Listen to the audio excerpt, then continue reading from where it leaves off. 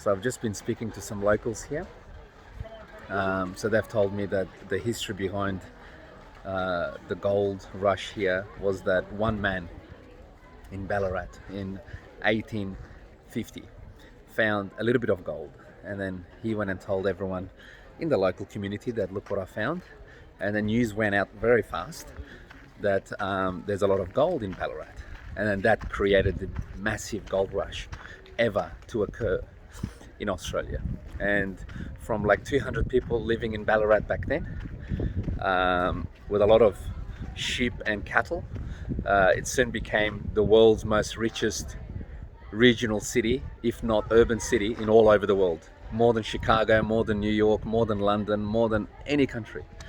So then it just became the massive gold rush, everyone just coming here, claiming their fortunes, grabbing where they could find gold.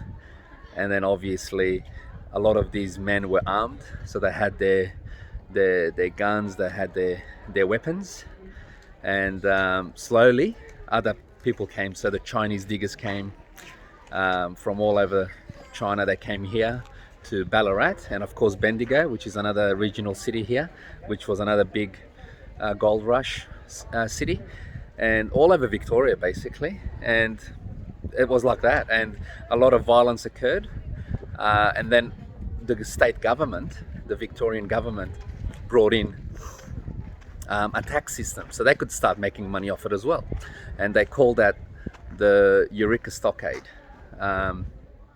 So what happened was a lot of these diggers, they couldn't afford the license to be able to buy the license and then do the gold rush mining.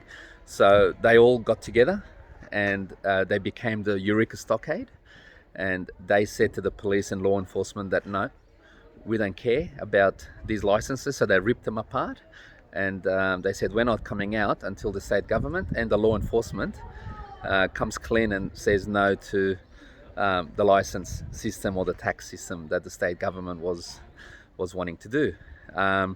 So then the cops said no, we're not having a bar of that. So they came and they literally quashed all the diggers, 23 of them in the stockade, and then they were happy and they said, yep, we've got the job done. Now the Eureka Stockade is basically outside of Ballarat going towards Melbourne.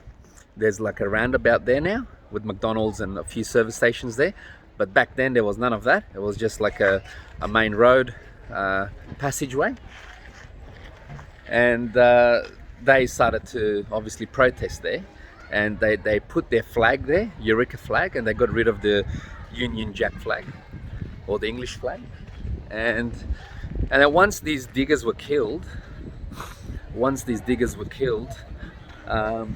news went fast across the world in regards to the police brutality on these diggers. And